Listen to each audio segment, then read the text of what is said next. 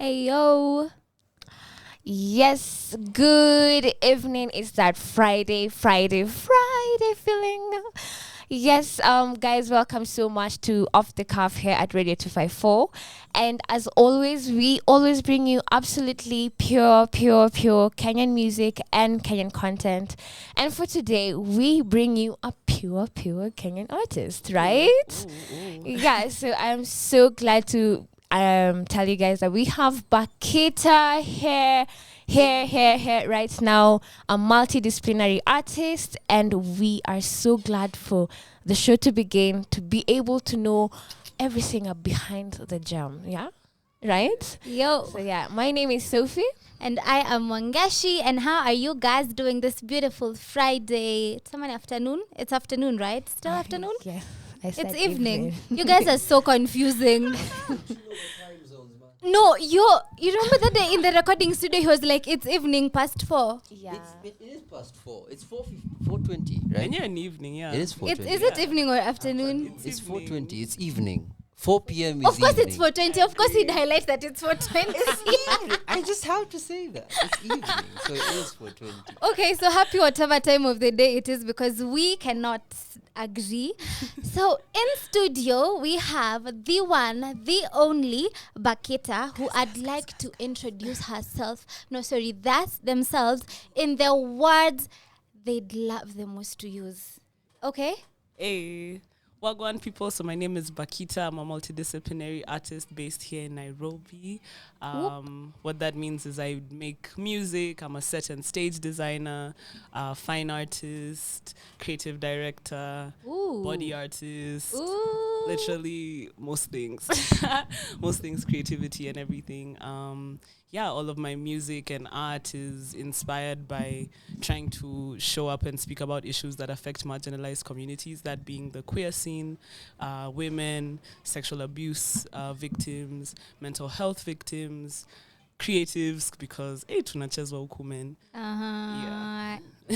How does it feel being multidisciplinary? You know, there's people, there's artists who are, solely focused on one direction, and then there's you guys who are focused on every single Doing direction. it all. That's Yeah, a doing it all. PhD. We call it a PhD. Yep. Exactly, yeah. I have a PhD in creative art.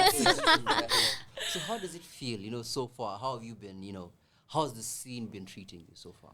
Wow, honestly, I'd say it's been a journey. I've always done music and art, so I started doing music like in 2005, art around the same time, like those ABRSM classes, painting classes, things like that. So coming into now sharing my art, like with my, like me who's now created all of those things, it was hard because I was telling people I'm a painter and I'm a musician, and people are like, how are you doing two things at the same time? You're never going to be a master of anything. And they're just haters, honestly, because Yeah. I think all of these disciplines feed into each other. The painting feeds into allowing me to have content for my music. The set design, stage design allows me to have content for my music videos, allows me to create stages that I'll perform at as a musician. So literally it helps me connect with so many different people across the entire like creative industry, which is, I think, beneficial for all of my disciplines. And yeah. Okay. So the year is 2022. Ooh. You started in 2005. Imagine. That's 17 years of creation. 2005. No, she said 2005. She said You did say 2005. Oh, it's called 205. Okay, hey. We're sorry. Forgive us, Her Highness. We are sorry, Her Highness. Mispronouncing the years. So yeah, 17 years of creation. Wow. I wouldn't say it was all creation, though. I started creating my own like work properly now 2013, sharing that work, and going into studio 2015, sharing now stuff on SoundCloud from 2017, then officially in 2020. So up until 2020, I'd say that I was getting into my sound, getting into just understanding like my different disciplines and even what it is that I'm trying to bring forward as an artist, because even coming into the scene, like you'd be able to go for these events with like all of these cool people, but then if you don't understand what it is that you're trying to bring to the table, you're not going to be able to sustain good conversations. You're not going to be able to connect with clients and things like that, and even fan bases. So yeah, I'd say sharing my own stuff properly, professionally, 2020. But yes, I'd been practicing and getting ready for this journey since 2005. All right, so right now we are talking about Bakhita, the professional. Yeah. But we've not talked about Bakhita, the individual. Hey. How did Bakhita come to be? I think that's what we should start with, right? Oh. But before we start with that, some music. Yo, so you guys are going to play Gold, a track that screams, I don't know, self love, confidence, every single thing that a person should embody. Period. You guys.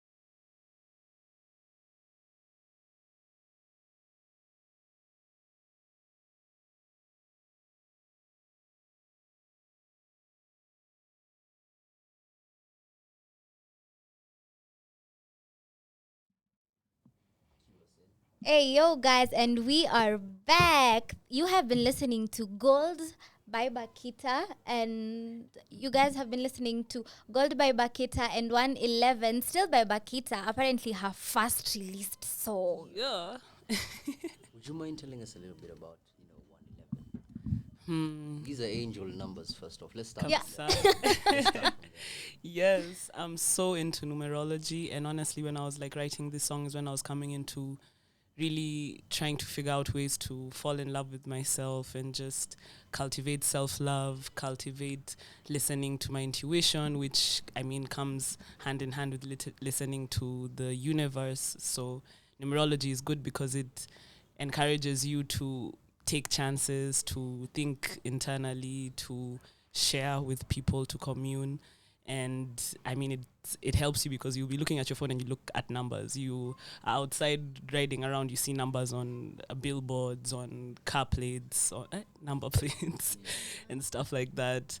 So yeah, 111 was inspired by all of this because I had started coming into this. I'd say around 2015 is when I started thinking more about spirituality and what it meant to me. I used to be Christian actually, and coming out of that is where I I started. bet staunch Christian. Hey, yeah, I was staunch Catholic. No, not too much. Honestly, I was always prayed that the rosary rebellious at one. least 3 Yeah, times. not three. But during those times for like Lent, where there rosary kila day, magoti uko kule jioni, it's like damn. You're fasting food, like not eating You know, meat. Sadly, Uh-huh. sadly to inform you, I know a few of these people around. Mm-hmm. Sophie says that she has not been to church for. I haven't been to church. I can say I haven't been to church my entire life. I love that. I only went to church because I went to a high school where we were like forced to go to church. Mm-hmm. And I remember when I got to Form 2, end of Form 2, I went and said that kunafaa kuwa na rule where for people who don't want to attend church, wabaki to class and do their own things. And it was passed down, and so I have no idea what church, how, like, a Sunday, maybe Sunday to me is a normal day, literally. Unajua me, in Form 1, there's a time I didn't choose to go for church in CU. There's a teacher who found me like under the desk because you have to hide. You have to hide. Under the desk. Under. Your desk does not have, like walls on each side, right? Like I was see, it's the ninis that are at the wall, like at a corner underneath it, and then I was round. So he found me there. Bro, I was labeled Illuminati, a non-believer. I went home. I was suspended. My mom had to come. I have not had the end of it since then. I still go to church. If I didn't bro, for me church is a compromise. Like, if you want to keep doing something, if I want to keep doing this, then if I can make time for this, I can also make time for church. So until I am no longer under my parents, Church is a must. jamani. What? As you've heard, labels are very important. Yeah. We have been labeled for refusing to go to church. This is not even for anything else. For refusing to go to church. Labels are very important. Hey, yeah, man. My parents, I was the black sheep for a very long time. I stopped going to church properly in 2012. And I was like, look, I can't do this. And then I moved to this Indian school that I guess there was more, I was exposed to more Hindu and Hare Krishna. yeah, all of their religions, even more Islam and stuff. So I don't know, watching how their spirituality played out and comparing it to Christianity, I was like, I don't know, it feels like there's gaps in everything. So where can I feel whole and connect with my spirit? And I found now just believing in the universe and believing in consciousness and believing in numbers, believing in, sacred geometry from plants and everything. Like that's what our ancestors used to believe in, and that's what we should believe in. What I believe in. Explains a lot from 111. The first thing that I could depict from the song is you've really captured nature. The birds and the swaying of trees and serenity, exactly. Yeah. So as humans we do, there is what do we say, as humans to be able to escape from all the toxicity that is going on, you just go back to nature and you reconnect again, and then you come back fully battery full. Inakuza uko full blast on. I really love that about 111. Yeah. Thank you. Tell us about the name Bakhita itself. Where did the name Bakhita? Is it like your own name, or is it something you found? Bakhita more relates to the art I'm going to create, or who I want to be. Where did Bakhita come from? So it actually started from church. Ah. Yeah, that's my baptism name. She was a Sudanese saint, and my parents have always been big on promoting Africanness. And yeah, my mom has just never been into fully adopting Western culture. Of course, she sent us to schools, I guess, that still taught like O levels and A levels and stuff like that. But at home, she'd always encourage us to just get in touch with our Africanity and going to shags a lot, just taking care of ourselves, taking jabs, everything. So Bakhita was her way of acknowledging that within Christianity, they're Africans, So Bakhita was the first, actually, I think, one of the first African saints. Yeah, so that's where I was named from. Then I was bullied a lot for it when I was younger. Honestly, at some point, I'd even thought about changing my name to something English. But again, my mom really just talked with me through it, helped me actually find more people who are called Bakhita, so I didn't feel very isolated. And through that, I fell in love with the name, and it means the lucky one. So just watching life unfold and how many hardships I'd come into contact with and still get out of, I was like, wow, I really am lucky. And so coming into music and sharing my work, I was like, yeah, I don't think I'd go with anything else other than this. In many ways, it's a manifestation of hoping for luck and, just being myself, reminding me that I've always been me. That's cool. Okay, so quick question. Your bio says that you're an alternative neo jazz artist. So where do you draw your influences from? Like from deciding this is a genre of music I'm going to make, like where do you draw your influences from? From a lot of alternative music, jazz music. I listen to a lot of jazz. And then also listening to neo soul and stuff like that. So trying to find ways to mash all of these genres is what kind of made me realize, okay, whenever I make music, this is where I feel most at home. So sometimes I'll make hip hop songs, sometimes I'll make R&B songs, but in jazz and in alternative music especially, I feel so at home. So that's why I decided to describe my music as that. Who's on your playlist right now? Who did you come listening to? I'm sure you were listening on the way here. So who did you come listening to? So I was listening to a song that I'm working on. So I was listening to myself. But in the morning I woke up and I was listening to Moses Samni.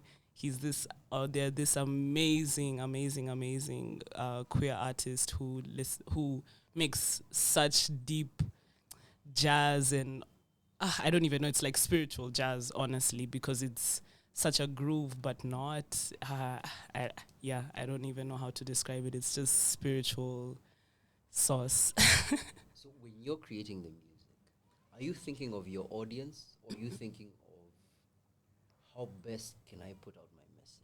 Very good question. Yeah, that's true. Who you think? Who's your main focus when you're creating music? So when I'm writing, it starts from me and thinking of my audience. I think through things and I experience things. All of my music is inspired by the experiences I've gone through or watched people go through. So when I'm trying to channel that, I'm like, will the people that enjoy my music vibe with this? Will this help them feel seen, help them feel like they have someone who's echoing their feelings back at them? And then from there, it's like, okay, how can I best put this across so that it's melodic, it rhymes, so the concept starts from me thinking about my audience, and how it plays out is me just finding a way to properly put it forward. Okay, that's interesting. Yeah. Have you ever found yourself in a position where you personally, as the creator of this track, you completely you're feeling this track completely, but you're still doubtful about what the audience will think of it. Because of course you put all yourself into it. Your music is, this is you. You're expressing yourself in the best way possible. But do you feel like the audience might just receive this in a different way? They might not exactly feel it the same way I'm feeling it. So what happens at that moment? Honestly, it's been a journey actually dealing with that, especially because, like your art is your baby. And for me, it's very, very personal because it's coming from a place of reflection. It's coming from a place of dealing with my own mental health. So it's like, I'm about to put out this song that's exposing me, that's talking about all my weakest points and things like that. And how will people take this? Will they think, I don't know. So over the years, I've learned to have a few people that I'm able to share my music with in the early stages. And from that, I also then build on it as much as I can. And when I feel fully satisfied, I let go. After that, even with my art, actually, after that, I don't expect people to receive something the way I've put it out. From there, now it's up to the consumer's interpretation, because I don't also want to say, this is the only way that this was meant to be. No, it's about how you connect with this. If this is something that you didn't like because it reminded you of a sad time, then that's okay, because that means it instilled something in you and it woke something in you. If it's something that you vibe with because of the melody and it makes you feel happy, or you vibe with the lyrics because they remind you of something you've gone through, then again, like interpretation is so relative. So I can't say. If I waited to hear what everyone thinks of everything, I'd be very confused with my art. And at some point I really was, because I was like, damn, I'm putting out Worried things. about Yeah. So like do you not feel like you sort of lose yourself in the art sometimes? Yeah. I know that's the intention. That's the whole intention of this art, because the art is meant to express ourselves in the best way we can express ourselves. As artists, as creatives, whichever way you look at yourself, whichever term you use to describe yourself, that's the way it's supposed to be.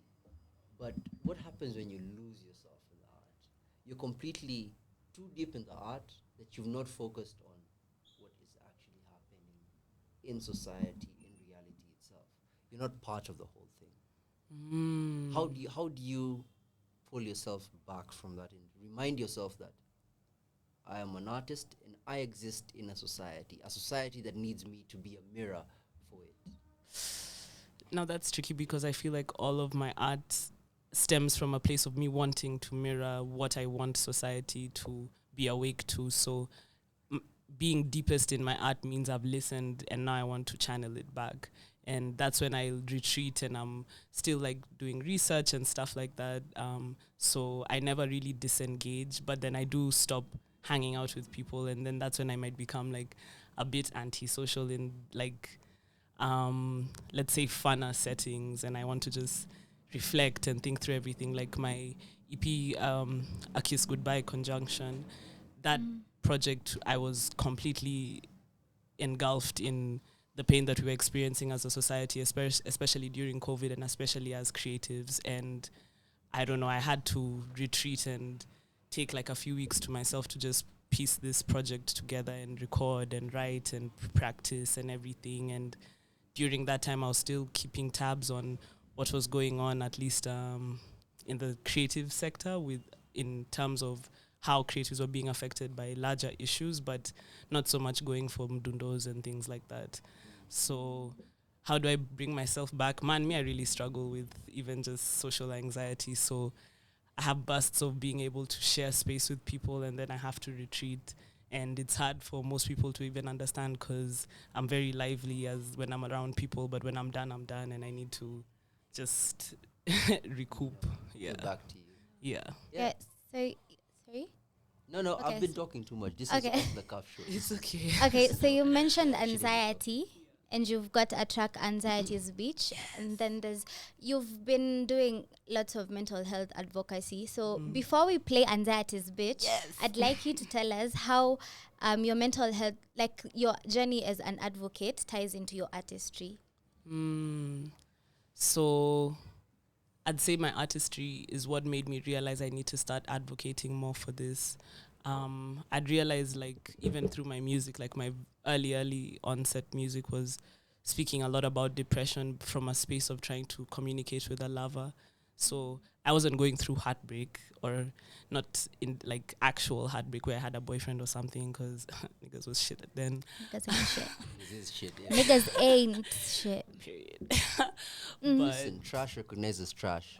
Nah, I'm niggas gonna ain't say shit. that. I'm gonna Niggas say ain't that shit. live on Niggas air, ain't shit. and I'm gonna Niggas, stand by niggas, my word. niggas ain't shit. you just said something true. Listen, please. trash recognizes trash.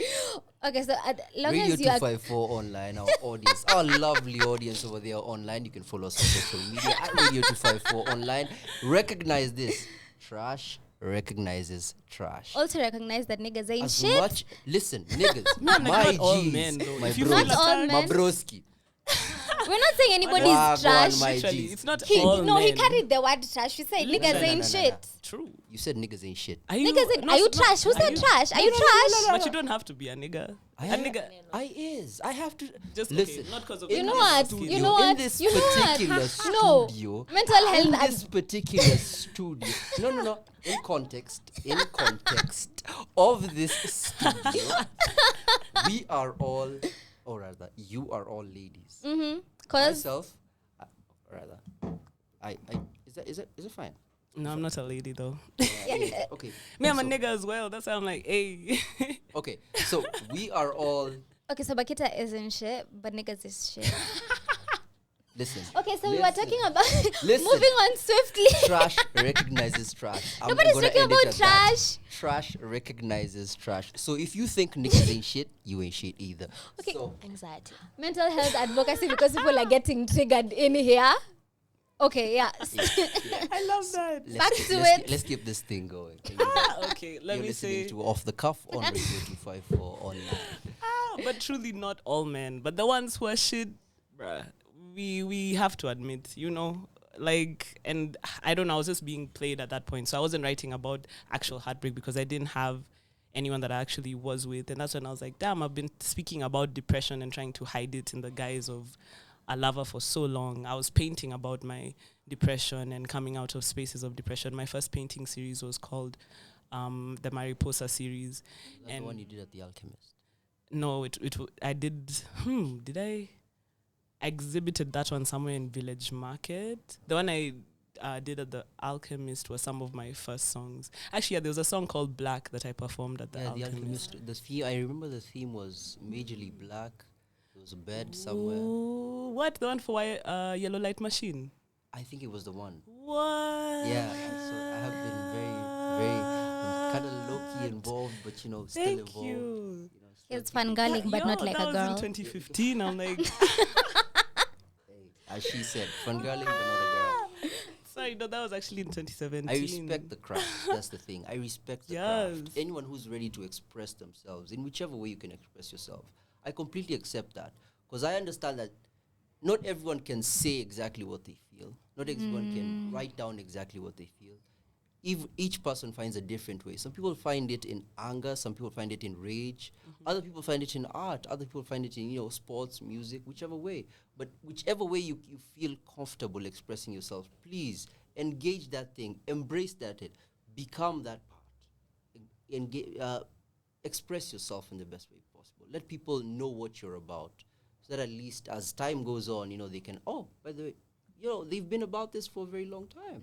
It's not like something that just come up. It's something they've been about for a long time. Exactly. Like literally, even now with mental health, I was like, I'm already speaking about these things, so why not start advocating for it in my career? Because my career started from this, so it was honestly a non-brainer moving into just speaking more about it as things got wider. But honestly, like, I'd say it was even hard to get into the industry because people don't want to hear bad shit. They don't want to hear Everyone wants to being get called out and being told like we need to go into therapy. People don't want to face themselves. So sometimes saying things that make people have to reflect through emotions that they're not ready to process really ticks them off and makes them unable to digest your being. And man, it's fine because people will still digest your being and you'll climb steadily and properly. And yeah. Yeah, because they'll have conversations about you, whether they're listening to you or not, whether they like what you're putting out or not.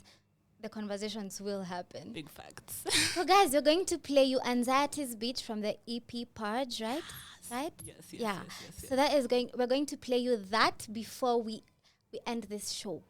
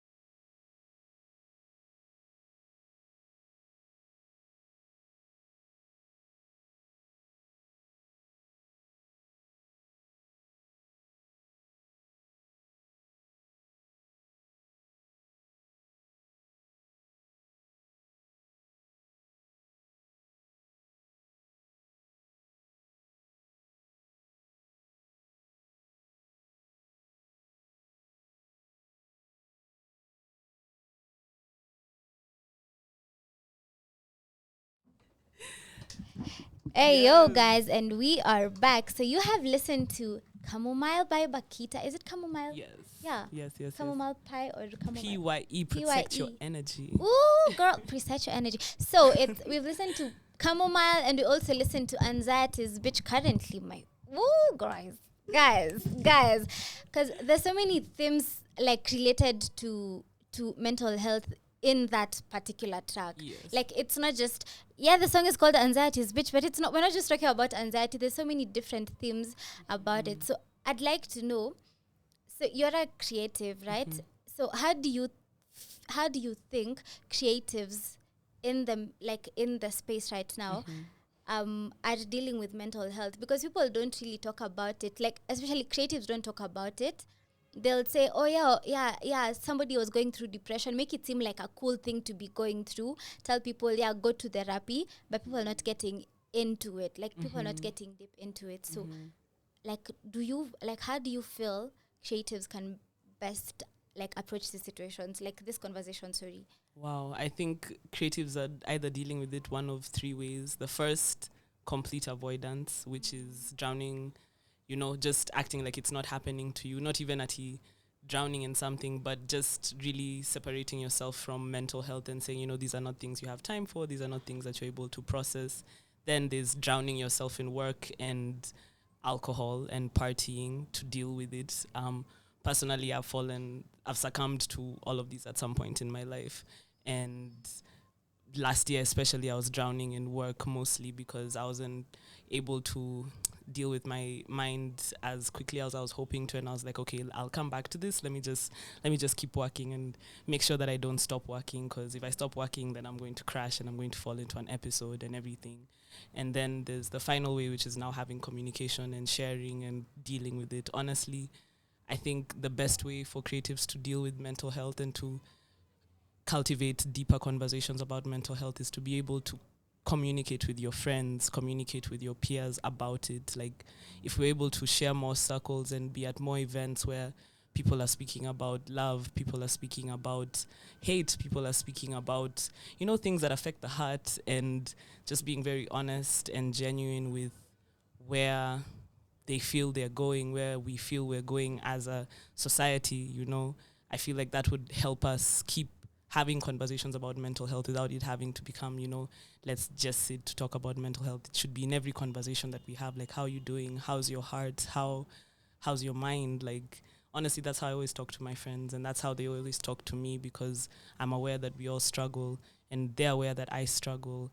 And so I always try to extend that kind of kindness, kindness to people, because, that's how we talk and share.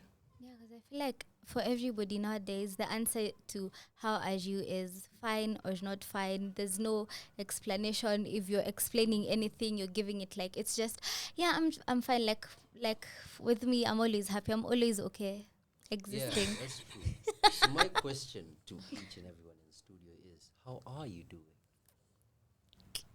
Maybe you guys can start. Because I don't want to ask how are you, because you tell me fine. But how are you doing? How are you going on with life? To everyone in the studio. May I start? Yes. Ooh, I am very happy. I'm happy. I am happy, and I love the fact that my mind space is just subtle. I don't know where exactly my mind is, but it's in a good place, which makes me very happy. And and yes, Wangeshi. I How are you doing? I'm not going to say I'm alive today. I'm confused, but I'm also I don't know. I'm extremely happy. I don't know. I can't explain it. So I'm like thriving in the confusion and the uncertainty. Yeah, I don't know. I. Wow. Bakhita, how are you doing? I'm hopeful. Honestly, it's an up and down journey, but the past week actually has been feeling very bright, and I've been feeling very energetic. And this week, today especially, I've just woke up feeling very hopeful. Honestly, I've even been having, not insomnia, but I sleep less when I'm happier or more content. I sleep more when I'm in my deepest depressions. That's when you can clock 13, 14, 16 hours Me of too. sleep. Me too. It's either sleep or food. Literally. And then after food, it's sleep. What I wanna about you? shout. Personally, I How are am you? stressed as fuck. Still finding moments to smile, which is actually all I am doing in life. Yes. As long as I am stressed, I find moments to smile. If I can find a moment to smile, I know everything is going to be fine. Because sometimes life is just too much on your plate, and you don't remember that you as an individual, you have a life. Like, you have your own decisions to make. So I'm finding my own decisions to make, my own ways of finding happiness and finding reasons to smile, reasons to, just keep me aware, keep me grounded. So that's where I am. Stressed, but finding reasons to smile. That's beautiful, honestly. I feel like that's the best place you could hope to be, at least when it's a challenging mind space. I had lost a friend a couple of weeks ago, so I went through a deep, and the week before that, for some reason, I had gone into like a very, a kind of depression, a kind of death, renewal of my spirit, of my body. I feel like I was fighting processes that some trauma had been resurfaced in my life, and then going through that, like experiencing this person's pain and watching them, choose to leave this planet was so insane, and it really put things into perspective for me and just reminded me of my journey. And so being stressed and finding ways to smile through it is honestly the only way to keep surviving. Otherwise, man, that stress will eat you up if you're saying Cool, that it's just thank pain you. and pain. You see, you've gone through ego death. Completely. I think Are my you ego. sure? Yeah. Are you sure? Are you completely 100% sure. I tried At to commit this suicide in age, 27. At this point, you have gone through ego death. I went through ego death in 2017. And the reason I can say this very confidently is because the person I was then died.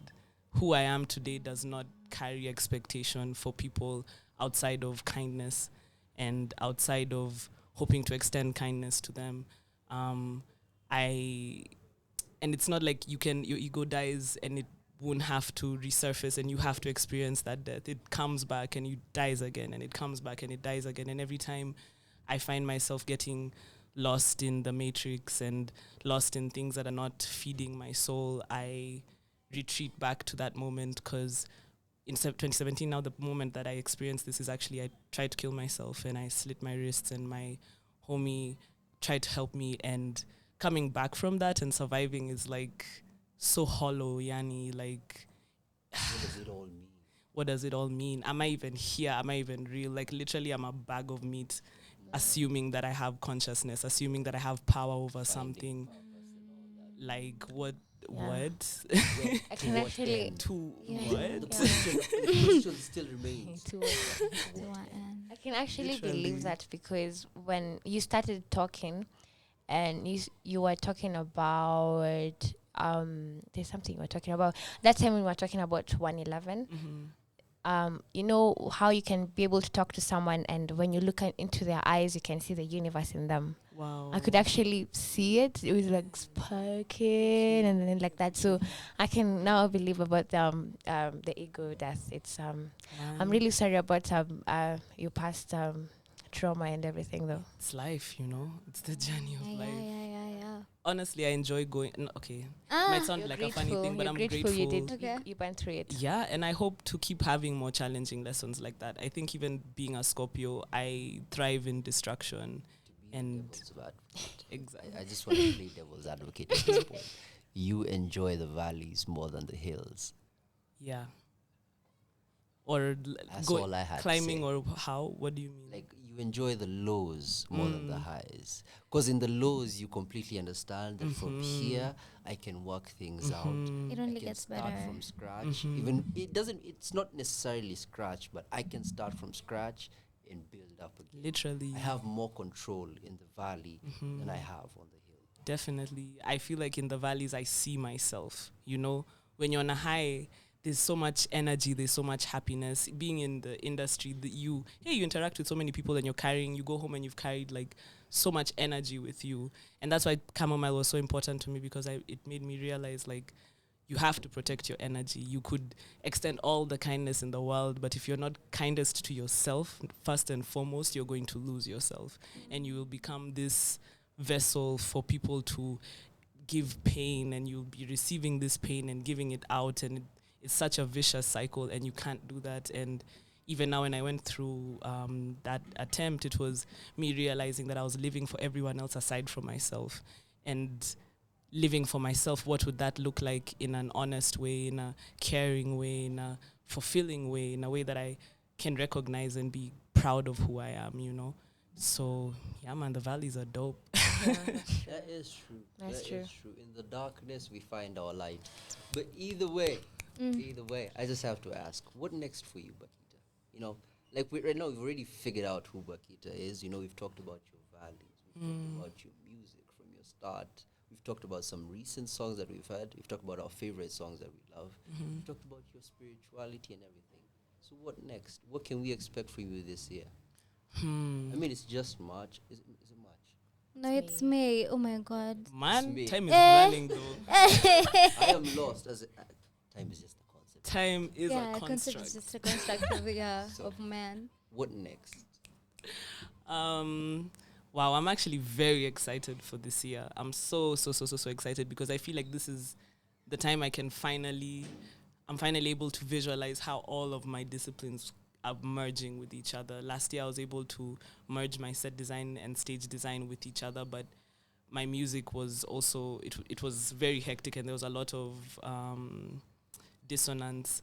But now there's so much harmony in everything that I'm doing, and I'm working on some short films, I'm working on some live music performances. I'm actually also shifting the way that I'm going to be releasing my music, which I'm very, very, very, very, very excited about, because I feel like it now allows me to express all my disciplines properly and wholly, and not get lost in trying to get streams and stuff like that. It's just for me, the consumer, and the people who want to support my art.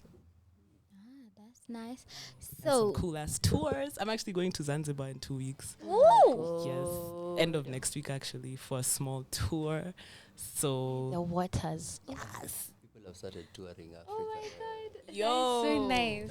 We're really happy for you. Thank you. So if anyone else is out there in Dar es Salaam, Kujeni. If you're in Zanzibar, Kujeni. Yes. Hey, yo, so, yeah. Okay, so it is 18 minutes past 5. You know, we didn't invent English, so, Period. and Kuja na please, meli. please. Aya. Oh, I ought it. Yote. Anyway, so Bakhita, tell our listeners where they can find you on your socials as we wrap up the show. So on Instagram, you can find me under __consciousness, or just Bakhita, Bakhita. You can also find me on TikTok just for cute vibes. Honestly, that place I just share like my art and funny things. And then you can also find now my work, my music videos and stuff like that on YouTube. That's just Bakhita, Bakhita. TikTok, sorry, is Bakhita888. Yeah. And then Twitter. Yeah, yeah, you can find my Twitter. It's also you Bakhita. don't expose that. No exposure. Oh, it's Bakhita 888 as well.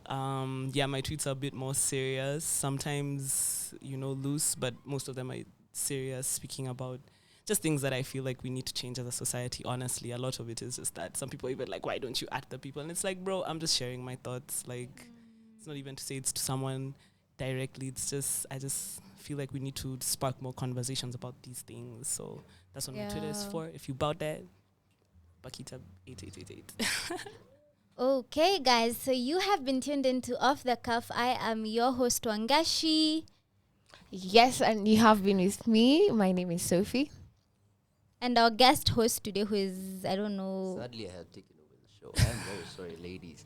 This is Off the Cuff KA, and you're listening to Radio 254 Online. My name is Eugene, aka Mr. Cricket Smile. You can find me every day here, 6 to 8 a.m. What happened to the yellow mellow fellow? Mr. Yellow Bit of. No, that's for specific. For Out the Booth podcast. Oh, okay. So, Pump Up the Bass by Bakhita as we end the show. Bye, guys. Have a lovely Friday and a lovely weekend. Yeah, and tune into 254 Drive, guys. The Yeah, vibes. Kosh by the superstar mwenyewe anaingia kwa studio. Hey, yo. So mkae rada. Driver.